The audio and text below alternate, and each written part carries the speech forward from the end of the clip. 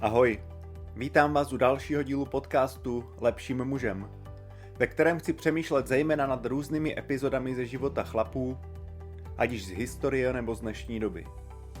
Cílem těchto zamyšlení nad osudy druhých je nás inspirovat k tomu, abychom se stávali lepšími muži, než jsme teď. Posloucháte v pořadí 50. díl mého podcastu a tak vám chci dnes povědět něco o tom, jak tento podcast vznikl. Předminulý díl byl věnován příběhu o tom, jak Martin Luther King mladší ve svém slavném projevu mluvil o snu, který dalece přesahoval jeho i jeho rodinu. V minulém díle jsem mluvil o tom, jak Nehemiáš dostal sen, vizi, která dalece přesahovala jeho zkušenosti i možnosti, ale díky Bohu se mu ho podařilo naplnit.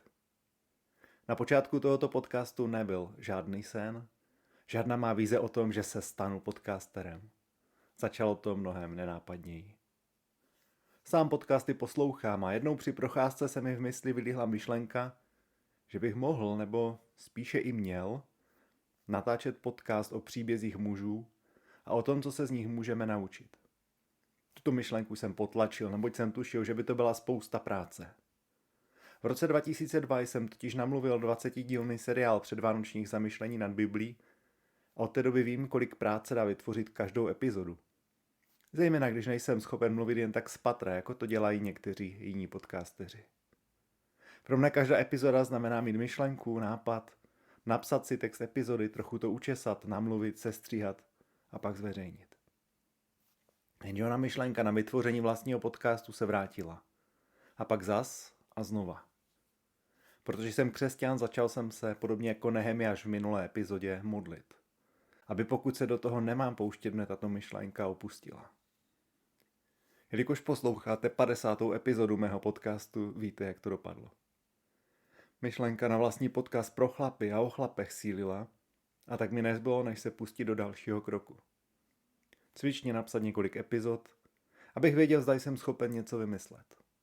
První 3 z nich jsem pak namluvil, sestříhal, opatřil 2 variantami znělky a poprosil jsem pár chlapů z okolí, aby mi řekli, co si o tom myslí. Jistý potenciál v tom viděli, pomohli mi zvolit finální znělku, doporučili zakoupit mikrofony, stříhací software a také změnit název podcastu, že prý příběhy mužů nezní moc cool.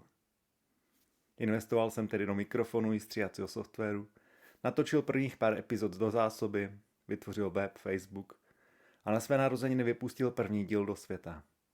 Zrození podcastu bylo dokonáno.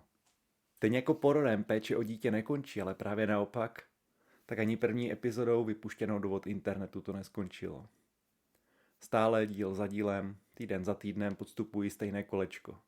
Myšlenka, psaní, ladění textu, nahrávání, střih, vymyšlení popisku a obrázku pro sociální sítě, příprava ke zveřejnění v audio i textové podobě. Když se řekne podcast, mnoho lidí napadne otázka, jaká je jeho poslouchanost. Popravdě na čísla moc nehledím. Neboť od Davida Nováka, který již několik let vysílá podcast Víra ve vírech doby, jsem se dozvěděl, že ani jemu, ačkoliv je v českém křesťanském rybníku docela známá ryba z Prahy, poslouchanost hodně dlouho moc nerostla. Takže si nedělám iluze, že by nějaký neznámý Standa z Valašska dobil český internet. Apoštol Pavel napsal: od správců se nežádá nic jiného, než aby byl každý shledán věrným. Tohle slovo jsem si vzal ohledně tohoto podcastu za své. Já ho nevymyslel, abych se realizoval nebo si vydobil slávu, ale věřím, že příběhy ostatních chlapů nás mohou inspirovat k tomu, abychom se stávali lepšími muži, než jsme teď. A tak vydávám další díly, ačkoliv nedostávám mnoho zpětné vazby.